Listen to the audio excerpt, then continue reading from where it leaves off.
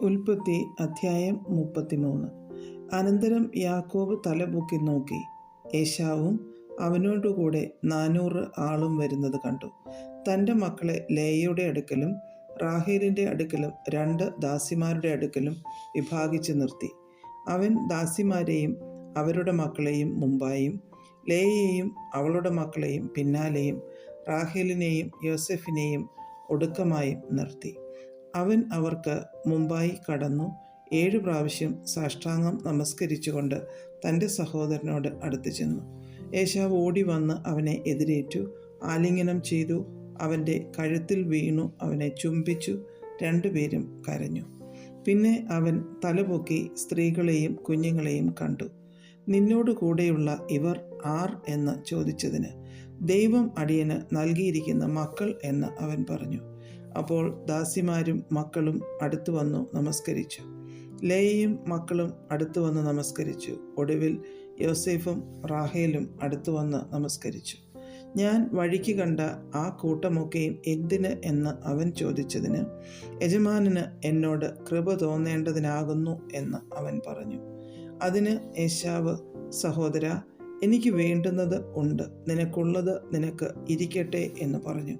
അതിന് യാക്കോബ്, അങ്ങനെയല്ല, എന്നോട് കൃപയുണ്ടെങ്കിൽ എൻ്റെ സമ്മാനം എൻ്റെ കയ്യിൽ നിന്ന് വാങ്ങണമേ.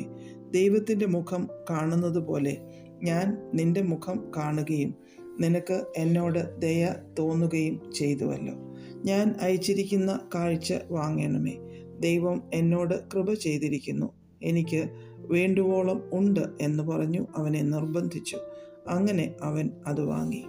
പിന്നെ അവൻ, നാം പ്രയാണം ചെയ്തു പോക, ഞാൻ നിനക്ക് മുമ്പായി നടക്കാം എന്ന് പറഞ്ഞു. അതിന് അവൻ അവനോട്, കുട്ടികൾ നന്നാ ഇളയവർ എന്നും കറവുള്ള ആടുകളും കന്നുകാലികളും കൂടെയുണ്ടെന്നും യജമാനൻ അറിയുന്നുവല്ലോ. അവയെ ഒരു ദിവസം അധികമായി ഓടിച്ചാൽ കൂട്ടമെല്ലാം ചത്തുപോകും. യജമാനൻ അടിയന് മുമ്പായി പോയാലും എൻ്റെ കൂടെയുള്ള കന്നുകാലികളുടെയും കുഞ്ഞുങ്ങളുടെയും പ്രാപ്തിക്കൊത്തവണ്ണം ഞാൻ സാവധാനത്തിൽ അവയെ നടത്തിക്കൊണ്ട് സെയീരിൽ യജമാനൻ്റെ അടുക്കൽ വന്നുകൊള്ളാം എന്ന് പറഞ്ഞു. എൻ്റെ ആളുകളിൽ ചിലരെ ഞാൻ നിൻ്റെ അടുക്കൽ നിർത്തട്ടെ എന്ന് ഏശാവ് പറഞ്ഞതിന്, എന്തിന്, യജമാനൻ്റെ കൃപയുണ്ടായാൽ മതി എന്ന് അവൻ പറഞ്ഞു. അങ്ങനെ ഏശാവ് അന്ന് തൻ്റെ വഴിക്ക് സെയീരിലേക്ക് മടങ്ങിപ്പോയി. യാക്കോബോ സുക്കോത്തിന് യാത്ര പുറപ്പെട്ടു. തനിക്ക് ഒരു വീട് പണിതു, കന്നുകാലിക്കൂട്ടത്തിന് തൊഴുത്തുകളും കെട്ടി. അതുകൊണ്ട് ആ സ്ഥലത്തിന് സുക്കോത്ത് എന്ന് പേർ പറയുന്നു. യാക്കോബ് പദ്ദൻ അരാമിൽ നിന്ന് വന്ന ശേഷം കനാൻ ദേശത്തിലെ ശെഖേം പട്ടണത്തിൽ സമാധാനത്തോടെ എത്തി പട്ടണത്തിനരികെ പാളയമടിച്ചു. താൻ കൂടാരമടിച്ച നിലം ശെഖേമിൻ്റെ അപ്പനായ ഹമോരിൻ്റെ പുത്രന്മാരോട് 100 വെള്ളിക്കാശിന് വാങ്ങി. അവിടെ അവൻ ഒരു യാഗപീഠം പണിതു. അതിന് ഏൽ എലോഹേ ഇസ്രയേൽ എന്ന് പേർ ഇട്ടു. അധ്യായം 34. ലേയ യാക്കോബിന് പ്രസവിച്ച മകളായ ദീന ദേശത്തിലെ കന്യകമാരെ കാണുവാൻ പോയി. എന്നാറെ ഹിവ്യനായ ഹമോരിൻ്റെ മകനായി ദേശത്തിൻ്റെ പ്രഭുവായ ശെഖേം അവളെ കണ്ടിട്ട് പിടിച്ചുകൊണ്ടുപോയി അവളോടുകൂടെ ശയിച്ചു. അവൾക്ക് പോരായിക വരുത്തി. അവൻ്റെ ഉള്ളം യാക്കോബിൻ്റെ മകളായ ദീനയോട് പറ്റിച്ചേർന്നു. അവൻ ബാലയെ സ്നേഹിച്ചു, ബാലയോട് ഹൃദ്യമായി സംസാരിച്ചു. ശെഖേം തൻ്റെ അപ്പനായ ഹമോരിനോട്, ഈ ബാലയെ എനിക്ക് ഭാര്യയായിട്ടെടുക്കണം എന്ന് പറഞ്ഞു. തൻ്റെ മകളായ ദീനയെ അവൻ വഷളാക്കി എന്ന് യാക്കോബ് കേട്ടു. അവൻ്റെ പുത്രന്മാർ ആട്ടിൻകൂട്ടത്തോടുകൂടെ വയലിൽ ആയിരുന്നു. അവർ വരുവോളം യാക്കോബ് മിണ്ടാതിരുന്നു. ശെഖേമിൻ്റെ അപ്പനായ ഹമോർ യാക്കോബിനോട് സംസാരിപ്പാൻ അവൻ്റെ അടുക്കൽ വന്നു. യാക്കോബിൻ്റെ പുത്രന്മാർ വസ്തുത കേട്ടു, വയലിൽ നിന്ന് വന്നു. അവൻ യാക്കോബിൻ്റെ മകളോടുകൂടെ ശയിച്ചു. അങ്ങനെ അരുതാത്ത കാര്യം ചെയ്തു ഇസ്രയേലിൽ വഷളത്വം പ്രവർത്തിച്ചതുകൊണ്ട് ആ പുരുഷന്മാർക്ക് വ്യസനം തോന്നി, മഹാകോപവും ജ്വലിച്ചു. ഹമോർ അവരോട് സംസാരിച്ചു, എൻ്റെ മകൻ ശെഖേമിൻ്റെ ഉള്ളം നിങ്ങളുടെ മകളോട് പറ്റിയിരിക്കുന്നു. അവളെ അവന് ഭാര്യയായി കൊടുക്കണം. നിങ്ങൾ ഞങ്ങളോട് വിവാഹ സംബന്ധം കൂടി നിങ്ങളുടെ സ്ത്രീകളെ ഞങ്ങൾക്ക് തരികയും ഞങ്ങളുടെ സ്ത്രീകളെ നിങ്ങൾക്കെടുക്കുകയും ചെയ്യുവിൻ. നിങ്ങൾക്ക് ഞങ്ങളോട് കൂടെ പാർക്കാം, ദേശത്ത് നിങ്ങൾക്ക് സ്വാതന്ത്ര്യമുണ്ടാകും. അതിൽ പാർത്ത് വ്യാപാരം ചെയ്ത് വസ്തു സമ്പാദിപ്പീൻ എന്ന് പറഞ്ഞു. ശെഖേമും അവളുടെ അപ്പനോടും സഹോദരന്മാരോടും, നിങ്ങൾക്കെന്നോട് കൃപ തോന്നിയാൽ നിങ്ങൾ പറയുന്നത് ഞാൻ തരാം. എന്നോട് സ്ത്രീധനവും ദാനവും എത്രയെങ്കിലും ചോദിപ്പീൻ. നിങ്ങൾ പറയും പോലെ ഞാൻ തരാം. ബാലയെ എനിക്ക് ഭാര്യയായിട്ട് തരയണം എന്ന് പറഞ്ഞു. തങ്ങളുടെ സഹോദരിയായ ദീനയെ ഇവൻ വഷളാക്കിയത് കൊണ്ട് യാക്കോബിൻ്റെ പുത്രന്മാർ ശെഖേമിനോടും അവൻ്റെ അപ്പനായ ഹമോരിനോടും സംസാരിച്ചു കപടമായി ഉത്തരം പറഞ്ഞത്, ഞങ്ങളുടെ സഹോദരിയെ അഗ്രചർമ്മിയായ പുരുഷന് കൊടുക്കുന്ന കാര്യം ഞങ്ങൾക്ക് പാടുള്ളതല്ല. അത് ഞങ്ങൾക്ക് അപമാനമാകുന്നു. എങ്കിലും ഒന്നു ചെയ്താൽ ഞങ്ങൾ സമ്മതിക്കാം. നിങ്ങളിലുള്ള ആണെല്ലാം പരിച്ഛേദന ഏറ്റ് നിങ്ങൾ ഞങ്ങളെപ്പോലെ ആയിത്തീരുമെങ്കിൽ ഞങ്ങളുടെ സ്ത്രീകളെ നിങ്ങൾക്ക് തരികയും നിങ്ങളുടെ സ്ത്രീകളെ ഞങ്ങൾ എടുക്കുകയും നിങ്ങളോട് കൂടെ പാർത്തു ഒരു ജനമായി തീരുകയും ചെയ്യാം. പരിച്ഛേദന ഏൽക്കുന്നതിൽ ഞങ്ങളുടെ വാക്ക് സമ്മതിക്കാഞ്ഞാലോ ഞങ്ങൾ ഞങ്ങളുടെ ബാലയെ കൂട്ടിക്കൊണ്ടുപോരും. അവരുടെ വാക്ക് ഹമോരിനും ഹമോരിൻ്റെ മകനായ ശെഖേമിനും ബോധിച്ചു. ആ യൗവനക്കാരന് യാക്കോബിൻ്റെ മകളോട് അനുരാഗം വർദ്ധിച്ചതുകൊണ്ട് അവൻ ആ കാര്യം നടത്തുവാൻ താമസം ചെയ്തില്ല. അവൻ തൻ്റെ പിതൃഭവനത്തിൽ എല്ലാവരിലും ശ്രേഷ്ഠനായിരുന്നു. അങ്ങനെ ഹമോരും അവൻ്റെ മകനായ ശെഖേമും തങ്ങളുടെ പട്ടണ ഗോപുരത്തിങ്കിൽ ചെന്ന് പട്ടണത്തിലെ പുരുഷന്മാരോട് സംസാരിച്ചു, ഈ മനുഷ്യർ നമ്മോട് സമാധാനമായിരിക്കുന്നു. അതുകൊണ്ട് അവർ ദേശത്ത് പാർത്ത് വ്യാപാരം ചെയ്യട്ടെ. അവർക്കും നമുക്കും മതിയാകും വണ്ണം ദേശം വിസ്താരമുള്ളതല്ലോ. അവരുടെ സ്ത്രീകളെ നാം വിവാഹം കഴിക്കുകയും നമ്മുടെ സ്ത്രീകളെ അവർക്ക് കൊടുക്കുകയും ചെയ്യുക. എങ്കിലും അവർ പരിച്ഛേദനയുള്ളവരായിരിക്കും പോലെ നമ്മിലുള്ള ആണെല്ലാം പരിച്ഛേദന ഏറ്റാൽ മാത്രമേ അവർ നമ്മോടുകൂടെ പാർത്ത് ഒരു ജനമായിരിക്കാൻ സമ്മതിക്കുകയുള്ളൂ. അവരുടെ ആട്ടിൻകൂട്ടവും സമ്പത്തും മൃഗങ്ങളൊക്കെയും നമുക്ക് ആകയില്ലയോ? അവർ പറയും വണ്ണം സമ്മതിച്ചാൽ മതി, എന്നാൽ അവർ നമ്മോടുകൂടെ പാർക്കും എന്ന് പറഞ്ഞു. അപ്പോൾ ഹമോരിൻ്റെ പട്ടണക്കാർ എല്ലാവരും അവൻ്റെയും മകൻ ശെഖേമിൻ്റെയും വാക്ക് കേട്ടു. പട്ടണക്കാരിൽ ആണെല്ലാം പരിച്ഛേദനയേറ്റു. 3-ാം ദിവസം അവർ വേദനപ്പെട്ടിരിക്കുമ്പോൾ യാക്കോബിൻ്റെ 2 പുത്രന്മാരായി ദീനയുടെ സഹോദരന്മാരായ ശിമെയോനും ലേവിയും താന്താൻ്റെ വാളെടുത്ത് നിർഭയമായിരുന്ന പട്ടണത്തിൻ്റെ നേരെ ചെന്നു ആണിനെയൊക്കെയും കൊന്നുകളഞ്ഞു. അവർ ഹമോരിനെയും അവൻ്റെ മകനായ ശെഖേമിനെയും വാളിൻ്റെ വായ്ത്തലയാൽ കൊന്നു ദീനയെ ശെഖേമിൻ്റെ വീട്ടിൽ നിന്ന് കൂട്ടിക്കൊണ്ടുപോന്നു. പിന്നെ യാക്കോബിൻ്റെ പുത്രന്മാർ നിഹിതന്മാരുടെ ഇടയിൽ ചെന്ന് തങ്ങളുടെ സഹോദരിയെ അവർ വഷളാക്കിയത് കൊണ്ട് പട്ടണത്തെ കൊള്ളയിട്ടു. അവർ അവരുടെ ആട്, കന്നുകാലി, കഴുത ഇങ്ങനെ പട്ടണത്തിലും വെളിയിലുമുള്ളവയൊക്കെയും അപഹരിച്ചു. അവരുടെ സമ്പത്തൊക്കെയും എല്ലാ പൈതങ്ങളെയും സ്ത്രീകളെയും അവർ കൊണ്ടുപോയി വീടുകളിലുള്ളതൊക്കെയും കൊള്ളയിട്ടു. അപ്പോൾ യാക്കോബ് ശിമെയോനോടും ലേവിയോടും, ഈ ദേശനിവാസികളായ കനാന്യരുടെയും പെരിസ്യരുടെയും ഇടയിൽ നിങ്ങൾ എന്നെ നാറ്റിച്ചു വിഷമത്തിലാക്കിയിരിക്കുന്നു. ഞാൻ ആൾ ചുരുക്കമുള്ളവനല്ലോ. അവർ എനിക്ക് വിരോധമായി കൂട്ടം കൂടി എന്നെ തോൽപ്പിക്കുകയും ഞാനും എൻ്റെ ഭവനവും നശിക്കുകയും ചെയ്യും എന്ന് പറഞ്ഞു. അതിന് അവർ, ഞങ്ങളുടെ സഹോദരിയോട് അവന് ഒരു വേശ്യയോടെന്ന പോലെ പെരുമാറാമോ എന്ന് പറഞ്ഞു. അധ്യായം 35. അനന്തരം ദൈവം യാക്കോബിനോട്, നീ പുറപ്പെട്ട് ബേഥേലിൽ ചെന്ന് പാർക്ക. നിന്റെ സഹോദരനായ ഏശാവിൻ്റെ മുമ്പിൽ നിന്ന് നീ ഓടിപ്പോകുമ്പോൾ നിനക്ക് പ്രത്യക്ഷനായ ദൈവത്തിന് അവിടെയൊരു യാഗപീഠം ഉണ്ടാക്കുക എന്ന് കൽപ്പിച്ചു. അപ്പോൾ യാക്കോബ് തൻ്റെ കുടുംബത്തോടും കൂടെയുള്ള എല്ലാവരോടും, നിങ്ങളുടെ ഇടയിലുള്ള അന്യദേവന്മാരെ നീക്കിക്കളഞ്ഞ് നിങ്ങളെ ശുദ്ധീകരിച്ച് വസ്ത്രം മാറുവിൻ. നാം പുറപ്പെട്ട് ബേഥേലിലേക്ക് പോകാം. എൻ്റെ കഷ്ടകാലത്ത് എൻ്റെ പ്രാർത്ഥന കേൾക്കുകയും ഞാൻ പോയ വഴിയിൽ എന്നോട് കൂടെ ഇരിക്കുകയും ചെയ്ത ദൈവത്തിന് ഞാൻ അവിടെ ഒരു യാഗപീഠം ഉണ്ടാക്കും എന്ന് പറഞ്ഞു. അങ്ങനെ അവർ തങ്ങളുടെ പക്കലുള്ള അന്യദേവന്മാരെ ഒക്കെയും കാതുകളിലെ കുണുക്കുകളെയും യാക്കോബിൻ്റെ പക്കൽ കൊടുത്തു. യാക്കോബ് അവയെ ശെഖേമിനരികെയുള്ള കരുവേലകത്തിൻ കീഴിൽ കുഴിച്ചിട്ടു. പിന്നെ അവർ യാത്ര പുറപ്പെട്ടു. അവരുടെ ചുറ്റുമിരുന്ന പട്ടണങ്ങളുടെ മേൽ ദൈവത്തിൻ്റെ ഭീതി വീണതുകൊണ്ട് യാക്കോബിൻ്റെ പുത്രന്മാരെ ആരും പിന്തുടർന്നില്ല. യാക്കോബും കൂടെയുള്ള ജനമൊക്കെയും കനാൻ ദേശത്തിലെ ലൂസ് എന്ന ബേഥേലിൽ എത്തി. അവിടെ അവൻ ഒരു യാഗപീഠം പണിതു. തൻ്റെ സഹോദരൻ്റെ മുമ്പിൽ നിന്ന് ഓടിപ്പോകുമ്പോൾ അവന് അവിടെ വെച്ച് ദൈവം പ്രത്യക്ഷനായതുകൊണ്ട് അവൻ ആ സ്ഥലത്തിന് ഏൽ ബഥേൽ എന്ന് പേർ വിളിച്ചു. റിബേക്കയുടെ ധാത്രിയായ ദെബോര മരിച്ചു. അവളെ ബഥേലിന് താഴെ ഒരു കരുവേലകത്തിൻ കീഴിൽ അടക്കി. അതിന് അല്ലോൻ ബാഖൂത്ത്, വിലാപവൃക്ഷം എന്ന പേരിട്ടു.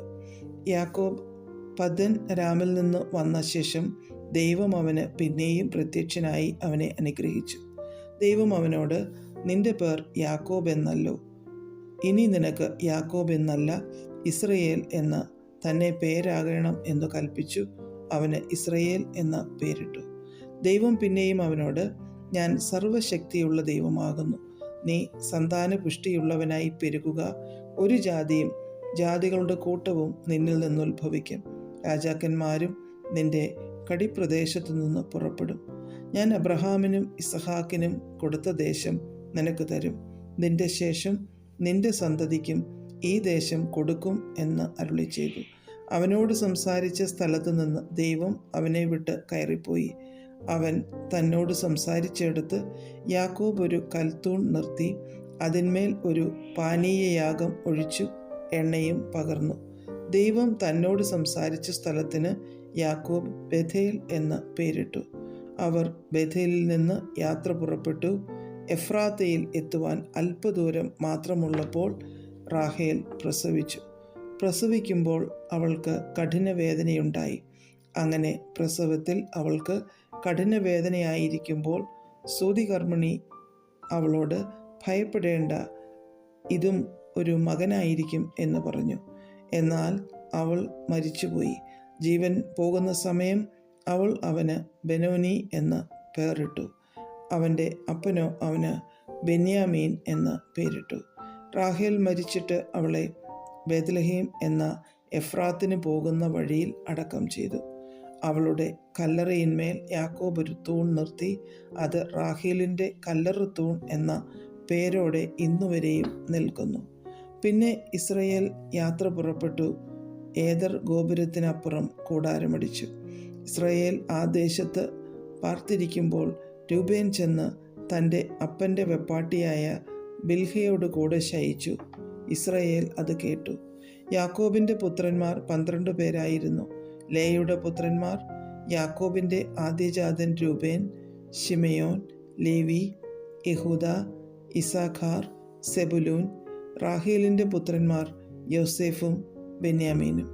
റാഹേലിൻ്റെ ദാസിയായ ബിൽഹയുടെ പുത്രന്മാർ ദാനും നഫ്താലിയും. ലേയുടെ ദാസിയായ സിൽപ്പയുടെ പുത്രന്മാർ ഗാദും ആശേരും. ഇവർ യാക്കോബിന് പദ്ദൻ അരാമിൽ വെച്ച് ജനിച്ച പുത്രന്മാർ. പിന്നെ യാക്കോബ് കിരിയാത്തർബ എന്ന മമ്രയിൽ തൻ്റെ അപ്പനായ ഇസഹാക്കിൻ്റെ അടുക്കൽ വന്നു. അബ്രഹാമും ഇസഹാക്കും പാർത്തിരുന്ന ഹെബ്രോൻ ഇത് തന്നെ. ഇസഹാക്കിൻ്റെ ആയുസ് 180 സംവത്സരമായിരുന്നു. ഇസഹാക്ക് വയോധികനും കാലസമ്പൂർണനുമായി പ്രാണനെ വിട്ടു മരിച്ചു. തൻ്റെ ജനത്തോട് ചേർന്നു. അവൻ്റെ പുത്രന്മാരായ ഏശാവും യാക്കോബും കൂടി അവനെ അടക്കം ചെയ്തു. അധ്യായം 36. ഏദോം എന്ന ഏശാവിൻ്റെ വംശപാരമ്പര്യമാവിത്. ഏശാവ് ഹിത്യനായ ഏലോൻ്റെ മകൾ ആദാ, ഹിവ്യനായ സെബയോൻ്റെ മകളായ അനയുടെ മകൾ ഒഹോലീബ എന്നീ കനാന്യ കന്യകമാരെയും ഇശ്മയേലിൻ്റെ മകളും നെബായോത്തിൻ്റെ സഹോദരിയുമായ ബാസമത്തിനെയും ഭാര്യമാരായി പരിഗ്രഹിച്ചു. ആദാ ഏശാവിന് എലീഫാസിനെ പ്രസവിച്ചു. ബാസമത്ത് രയൂവേലിനെ പ്രസവിച്ചു. ഒഹോലിബാമ യെയൂഷിനെയും യലാമിനെയും കോരഹിനെയും പ്രസവിച്ചു. ഇവർ ഏശാവിന് കനാൻ ദേശത്ത് വെച്ച് ജനിച്ച പുത്രന്മാർ. എന്നാൽ ഏശാവ് തൻ്റെ ഭാര്യമാരെയും പുത്രന്മാരെയും പുത്രിമാരെയും വീട്ടിലുള്ളവരെയൊക്കെയും തൻ്റെ ആടുമാടുകളെയും സകല മൃഗങ്ങളെയും കനാൻ ദേശത്ത് സമ്പാദിച്ച സമ്പത്തൊക്കെയും കൊണ്ട് തൻ്റെ സഹോദരനായ യാക്കോബിൻ്റെ സമീപത്തു നിന്ന് ദൂരെ ഒരു ദേശത്തേക്ക് പോയി. അവർക്ക് ഒന്നിച്ചു പാർപ്പാൻ വഹിയാതെ വണ്ണം അവരുടെ സമ്പത്ത് അധികമായിരുന്നു. അവരുടെ ആടുമാടുകൾ ഹേതുവായി അവർ പരദേശികളായി പാർത്തിരുന്ന ദേശത്തിന് അവരെ വഹിച്ചുകൂടാതെയിരുന്നു. അങ്ങനെ ഏദോം എന്നും പേരുള്ള ഏശാവ് സെയീർ പർവ്വതത്തിൽ കുടിയിരുന്നു. സെയീർ പർവ്വതത്തിലുള്ള ഏദോമ്യരുടെ പിതാവായ ഏശാവിൻ്റെ വംശപാരമ്പര്യമാവിത്. ഏശാവിൻ്റെ പുത്രന്മാരുടെ പേരുകൾ ഇവ: ഏശാവിൻ്റെ ഭാര്യയായ ആദയുടെ മകൻ എലീഫാസ്, ഏശാവിൻ്റെ ഭാര്യയായ ബാസമത്തിൻ്റെ മകൻ രയൂവേൽ. എലീഫാസിൻ്റെ പുത്രന്മാർ തേമാൻ, ഓമാർ, സെഫോ, ഗഥാം, കെനസ്. തിമ്ന എന്നവൾ ഏശാവിൻ്റെ മകനായ എലീഫാസിൻ്റെ വെപ്പാട്ടി ആയിരുന്നു. അവൾ എലീഫാസിന് അമാലേക്കിനെ പ്രസവിച്ചു. ഇവർ ഏശാവിൻ്റെ ഭാര്യയായ ആദയുടെ പുത്രന്മാർ. രയൂവേലിൻ്റെ പുത്രന്മാർ നഹത്ത്, സേറഹ്, ഷമ്മ, മിസ. ഇവർ ഏശാവിൻ്റെ ഭാര്യയായ ബാസുമത്തിൻ്റെ പുത്രന്മാർ. സിബയോൻ്റെ മകളായ അനയുടെ മകൾ ഒഹോലിബാമ എന്ന ഏശാവിൻ്റെ ഭാര്യയുടെ പുത്രന്മാർ ആരെന്നാൽ അവൾ ഏശാവിന് യെയൂഷ്, യലാം, കോരഹ് എന്നിവരെ പ്രസവിച്ചു.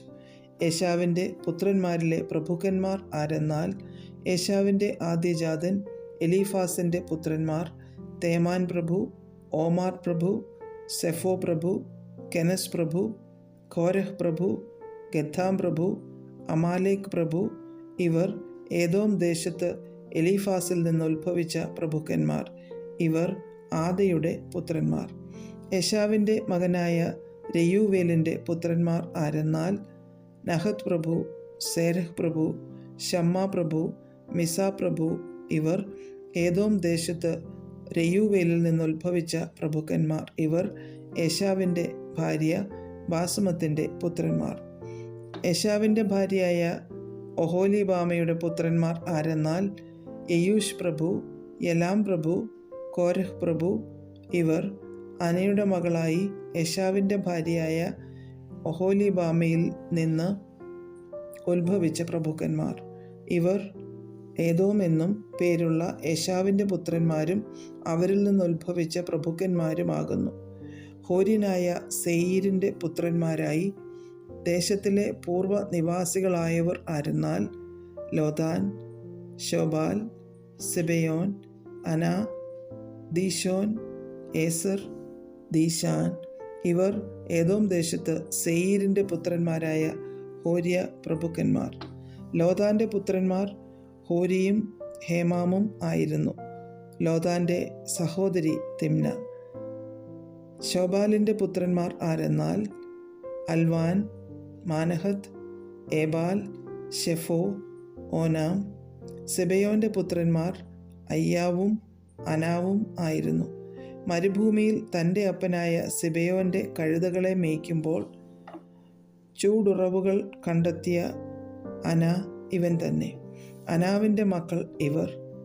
ദീശോനും അനാവിൻ്റെ മകൾ ഒഹോലിബാമയും ആയിരുന്നു. ദീശോൻ്റെ പുത്രന്മാർ ആരെന്നാൽ ഹെംദാൻ, എഷ്ബാൻ, യിത്രാൻ, കെരാൻ. ഏസരിൻ്റെ പുത്രന്മാർ ബിൽഹാൻ, സാവാൻ, അക്കാൻ. ദീശാൻ്റെ പുത്രന്മാർ ഊസും ആരാനും ആയിരുന്നു. ഹോര്യ പ്രഭുക്കന്മാർ ആരെന്നാൽ ലോതാൻ പ്രഭു, ശോബാൽ പ്രഭു, സിബയോൻ പ്രഭു, അനാ പ്രഭു, ദീശോൻ പ്രഭു, ഏസർ പ്രഭു, ദീശാൻ പ്രഭു. ഇവർ സെയീർ ദേശത്തു വാണ ഹോര്യ പ്രഭുക്കന്മാർ ആകുന്നു. ഇസ്രായേൽ മക്കൾക്ക് രാജാവ് ഉണ്ടാകും മുമ്പേ എദോം ദേശത്തു വാണ രാജാക്കന്മാർ ആരെന്നാൽ ബെയോരിൻ്റെ പുത്രനായ ബേല എദോമിൽ രാജാവായിരുന്നു. അവൻ്റെ പട്ടണത്തിന് ദിൻഹാബ എന്ന പേർ. ബേല മരിച്ച ശേഷം ബൊസ്രക്കാരനായ സേരഹിൻ്റെ മകൻ യോബാബ് അവനു പകരം രാജാവായി. യോബാബ് മരിച്ച ശേഷം തേമാന്യ ദേശക്കാരനായ ഹൂശാം അവനു പകരം രാജാവായി.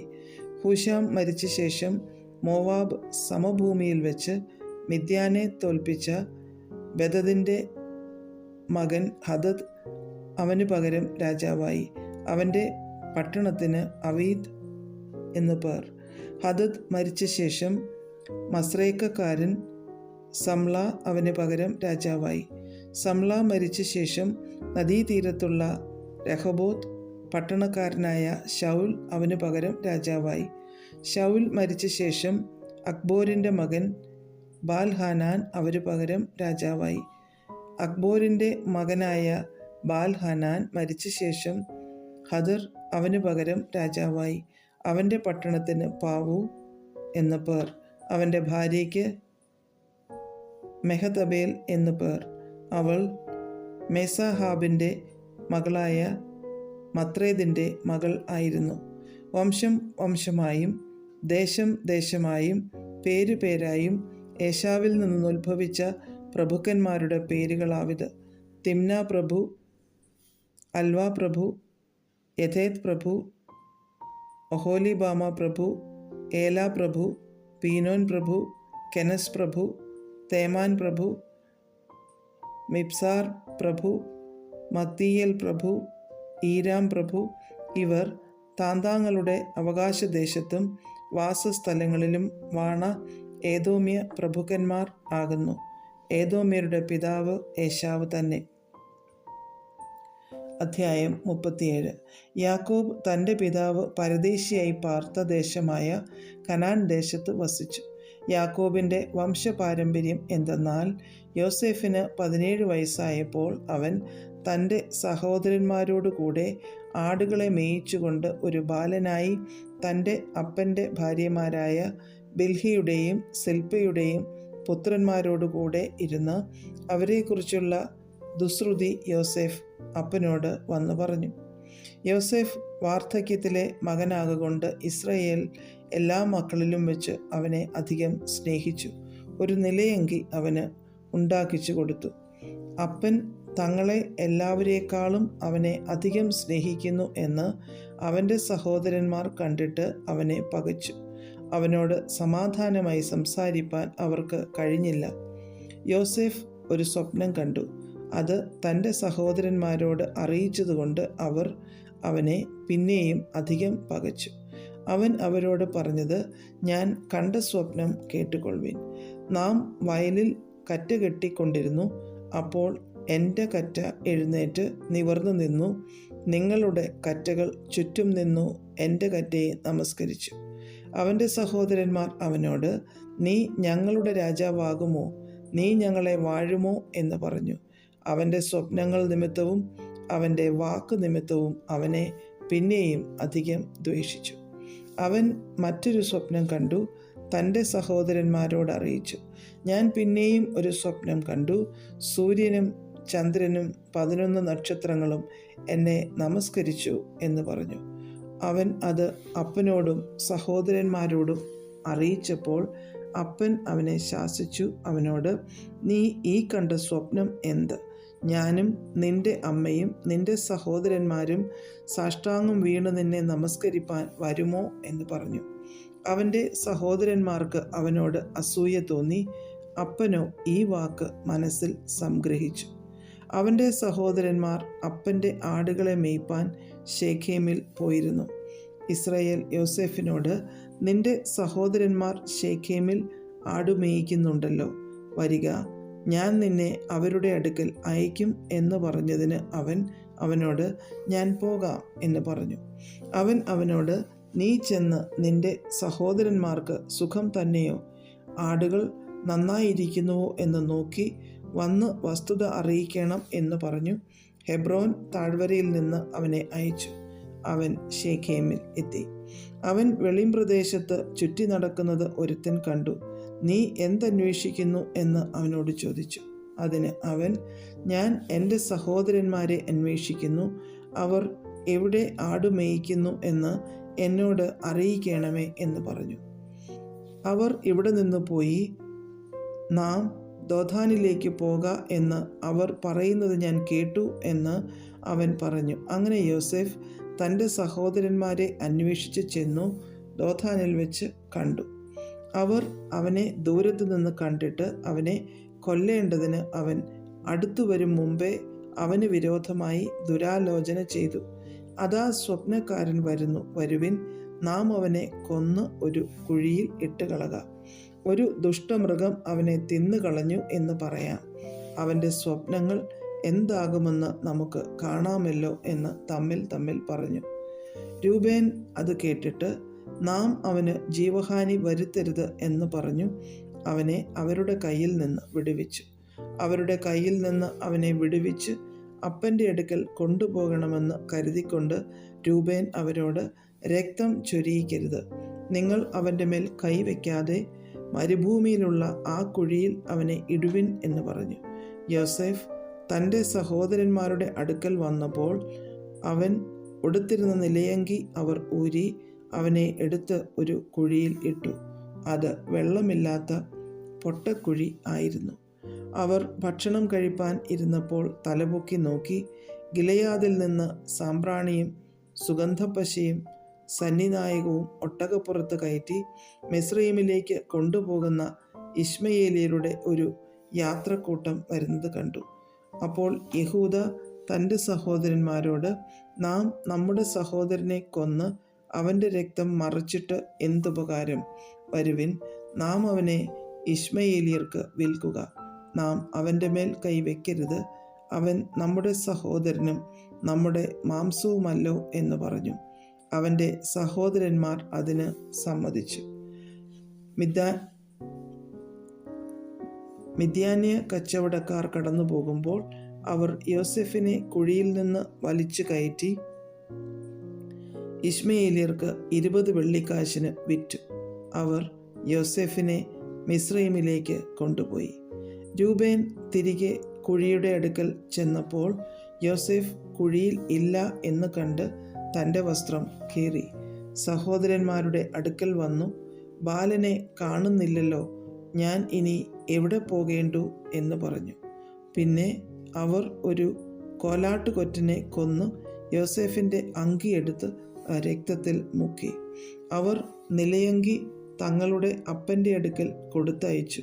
ഇത് ഞങ്ങൾക്ക് കണ്ടുകിട്ടി, ഇത് നിന്റെ മകൻ്റെ അങ്കിയോ അല്ലയോ എന്ന് നോക്കേണം എന്ന് പറഞ്ഞു.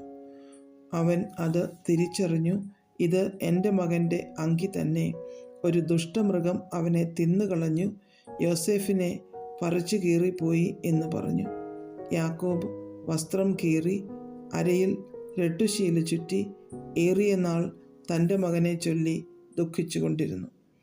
അവൻ്റെ പുത്രന്മാരും പുത്രിമാരുമെല്ലാം അവനെ ആശ്വസിപ്പിപ്പാൻ വന്നു.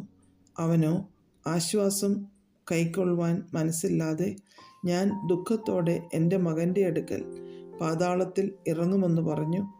ഇങ്ങനെ അവൻ്റെ അപ്പൻ അവനെക്കുറിച്ച് കരഞ്ഞുകൊണ്ടിരുന്നു. എന്നാൽ മിദ്യാന്യർ അവനെ മിസ്രയീമിൽ ഫറവോൻ്റെ ഒരു ഉദ്യോഗസ്ഥനായി അകമ്പടി നായകനായ പൊത്തിഫറിന് വിറ്റു. അധ്യായം 38. അക്കാലത്ത് യഹൂദ തൻ്റെ സഹോദരന്മാരെ വിട്ട് ഹീര എന്നു പേരുള്ള ഒരു അദുല്ലാമിൻ്റെ അടുക്കൽ ചെന്നു. അവിടെ ശൂവ എന്ന പേരുള്ള ഒരു കനാന്യൻ്റെ മകളെ കണ്ടു. അവളെ പരിഗ്രഹിച്ചു അവളുടെ അടുക്കൽ ചെന്നു. അവൾ ഗർഭം ധരിച്ചു ഒരു മകനെ പ്രസവിച്ചു. അവന് ഏർ എന്ന് പേരിട്ടു.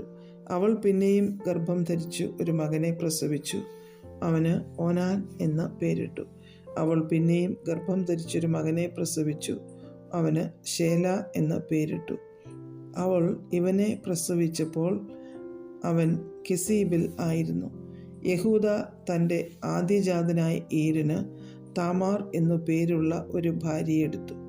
യഹൂദയുടെ ആദ്യജാതനായ ഏർ യഹോവയ്ക്ക് അനിഷ്ടനായിരുന്നതുകൊണ്ട് യഹോവ അവനെ മരിപ്പിച്ചു. അപ്പോൾ യഹൂദ ഓനാനോട്, നിന്റെ ജ്യേഷ്ഠൻ്റെ ഭാര്യയുടെ അടുക്കൽ ചെന്ന് അവളോട് ദേവരധർമ്മം അനുഷ്ഠിച്ച് ജ്യേഷ്ഠൻ്റെ പേർക്ക് സന്തതിയെ ഉളവാക്കുക എന്ന് പറഞ്ഞു. എന്നാൽ ആ സന്തതി തൻ്റേതായിരിക്കില്ല എന്ന് ഓനാൻ അറിയ കൊണ്ട് ജ്യേഷ്ഠൻ്റെ ഭാര്യയുടെ അടുക്കൽ ചെന്നപ്പോൾ ജ്യേഷ്ഠന് സന്തതിയെ കൊടുക്കാതിരിക്കേണ്ടതിന് നിലത്ത് വീഴ്ത്തിക്കളഞ്ഞു. അവൻ ചെയ്തത് യഹോവയ്ക്ക് അനിഷ്ടമായിരുന്നത് കൊണ്ട് അവൻ ഇവനെയും മരിപ്പിച്ചു. അപ്പോൾ യഹൂദ തൻ്റെ മരുമകളായ താമാരോട്, എൻ്റെ മകൻ ശേല പ്രാപ്തിയാകുവോളം നീ അപ്പൻ്റെ വീട്ടിൽ വിധവയായി പാർക്ക എന്ന് പറഞ്ഞു. ഇവനും സഹോദരന്മാരെ പോലെ മരിച്ചു പോകരുത് എന്ന് അവൻ വിചാരിച്ചു. അങ്ങനെ താമാർ അപ്പൻ്റെ വീട്ടിൽ പോയി പാർത്തു. കുറേ കാലം കഴിഞ്ഞിട്ട് ശൂവയുടെ മകൾ യഹൂദയുടെ ഭാര്യ മരിച്ചു. യഹൂദയുടെ ദുഃഖം മാറിയ ശേഷം അവൻ തൻ്റെ സ്നേഹിതൻ അതുല്യാമിനായ ഹീരയോടുകൂടെ തൻ്റെ ആടുകളെ രോമം കത്രിക്കുന്ന അടിയന്തരത്തിന് പോയി. നിന്റെ അമ്മായിയപ്പൻ തൻ്റെ ആടുകളെ രോമം കത്രിക്കുന്ന അടിയന്തരത്തിന് തിമ്നയ്ക്ക് പോകുന്നു എന്ന് താമാരിന് അറിവ് കിട്ടി. ശേല പ്രാപ്തിയായിട്ടും തന്നെ അവന് ഭാര്യയായി കൊടുത്തില്ല എന്ന് കണ്ടിട്ട് അവൾ വൈധവ്യ വസ്ത്രം മാറ്റിവെച്ചു ഒരു മൂടുപടം മൂടി പുതച്ച് തിമ്നയ്ക്ക് പോകുന്ന വഴിക്കുള്ള എനയും പട്ടണത്തിൻ്റെ ഗോപുരത്തിൽ ഇരുന്നു. യഹൂദ അവളെ കണ്ടപ്പോൾ അവൾ മുഖം മൂടിയിരുന്നത് കൊണ്ട് ഒരു വേശ്യ എന്ന് നിരൂപിച്ചു. അവൻ വഴിയരികെ അവളുടെ അടുക്കലേക്ക് തിരിഞ്ഞു, തൻ്റെ മരുമകൾ എന്നറിയാതെ വരിക, ഞാൻ നിൻ്റെ അടുക്കൽ വരട്ടെ എന്ന് പറഞ്ഞു. എൻ്റെ അടുക്കൽ വരുന്നതിന് നീ എനിക്ക് എന്തു തരും എന്ന് അവൾ ചോദിച്ചു. ഞാൻ ആട്ടിൻകൂട്ടത്തിൽ നിന്ന് ഒരു കോലാട്ടിൻകുട്ടിയെ നിനക്ക് കൊടുത്തയക്കാം എന്ന് അവൻ പറഞ്ഞു. നീ കൊടുത്തയക്കുവോളത്തിന് ഒരു പണയം തരുമോ എന്ന് അവൾ ചോദിച്ചു. എന്തു പണയം തരയണം എന്ന് അവൻ ചോദിച്ചതിന്, നിന്റെ മുദ്രമോതിരവും മോതിരച്ചരടും നിന്റെ കയ്യിലെ വടിയും എന്ന് അവൾ പറഞ്ഞു. ഇവ അവൾക്ക് കൊടുത്തു. അവൻ അവളുടെ അടുക്കൽ ചെന്നു. അവൾ ഗർഭം ധരിക്കുകയും ചെയ്തു. പിന്നെ അവൾ എഴുന്നേറ്റ് പോയി തൻ്റെ മൂടുപടം നീക്കി വൈധവ്യ വസ്ത്രം ധരിച്ചു. സ്ത്രീയുടെ കയ്യിൽ നിന്ന് പണയം മടക്കി വാങ്ങേണ്ടതിന് യഹൂദ അതുല്യമനായ സ്നേഹിതൻ്റെ കൈവശം ആട്ടിൻകുട്ടിയെ കൊടുത്തയച്ചു. അവൻ അവളെ കണ്ടില്ല താനും. അവൻ ആ സ്ഥലത്തെ ആളുകളോട്, എനയീമിൽ വഴിയരികെ ഇരുന്ന വേശ്യ എവിടെയെന്ന് ചോദിച്ചതിന്, ഇവിടെ ഒരു വേശ്യയും ഉണ്ടായിരുന്നില്ല എന്ന് അവർ പറഞ്ഞു. അവൻ യഹൂദയുടെ അടുക്കൽ മടങ്ങി വന്നു. ഞാൻ അവളെ കണ്ടില്ല, ഈ സ്ഥലത്ത് ഒരു വേശ്യയും ഉണ്ടായിരുന്നില്ല എന്ന് അവിടെയുള്ള ആളുകൾ പറഞ്ഞു എന്ന് പറഞ്ഞു. അപ്പോൾ യഹൂദ, നമുക്ക് അപകീർത്തി ഉണ്ടാകാതിരിപ്പാൻ അവൾ അത് എടുത്തുകൊള്ളട്ടെ. ഞാൻ ഈ ആട്ടിൻകുട്ടിയെ കൊടുത്തയച്ചുവല്ലോ, നീ അവളെ കണ്ടില്ല താനും എന്ന് പറഞ്ഞു. ഏകദേശം 3 മാസം കഴിഞ്ഞിട്ട് നിന്റെ മരുമകൾ താമാർ പരസംഗം ചെയ്തു പരസംഗത്താൽ ഗർഭിണിയായിരിക്കുന്നു എന്ന് യഹൂദയ്ക്ക് അറിവ് കിട്ടി. അപ്പോൾ യഹൂദ, അവളെ പുറത്തു കൊണ്ടുവരുവിൻ, അവളെ ചുട്ടുകളയണം എന്ന് പറഞ്ഞു. അവളെ പുറത്തു കൊണ്ടുവന്നപ്പോൾ അവൾ അമ്മായിയപ്പൻ്റെ അടുക്കൽ ആളയച്ചു. ഇവയുടെ ഉടമസ്ഥനായ പുരുഷനാൽ ആകുന്നു ഞാൻ ഗർഭിണിയായിരിക്കുന്നത്. ഈ മുദ്രമോതിരവും മോതിരച്ചരടും വടിയും ആർക്കുള്ളത് എന്ന് നോക്കിയറിയണം എന്ന് പറയിച്ചു. യഹൂദ അവയെ അറിഞ്ഞു. അവൾ എന്നിലും നീതിയുള്ളവൾ, ഞാൻ അവളെ എൻ്റെ മകൻ ശേലാവിന് കൊടുത്തില്ല എന്ന് പറഞ്ഞു. അതിൽ പിന്നെ അവളെ പരിഗ്രഹിച്ചതുമില്ല. അവൾക്ക് പ്രസവകാലം ആയപ്പോൾ അവളുടെ ഗർഭത്തിൽ ഇരട്ട പിള്ളകൾ ഉണ്ടായിരുന്നു. അവൾ പ്രസവിക്കുമ്പോൾ ഒരു പിള്ള കൈ പുറത്തു നീട്ടി. അപ്പോൾ സൂതികർമ്മിണി ഒരു ചുവന്ന നൂലെടുത്ത് അവൻ്റെ കൈക്ക് കെട്ടി, ഇവൻ ആദ്യം പുറത്തു വന്നു എന്ന് പറഞ്ഞു. അവനോ കൈ പിന്നെയും അകത്തേക്ക് വലിച്ചു. അപ്പോൾ അവൻ്റെ സഹോദരൻ പുറത്തു വന്നു. നീ ഛിദ്രമുണ്ടാക്കിയത് എന്ത് എന്ന് അവൾ പറഞ്ഞു. അതുകൊണ്ട് അവന് പെരസ് എന്ന് പേരിട്ടു. അതിൻ്റെ ശേഷം കൈമേൽ ചുവന്ന നൂലുള്ള അവൻ്റെ സഹോദരൻ പുറത്തു വന്നു. അവന് സേരഹ് എന്ന് പേരിട്ടു.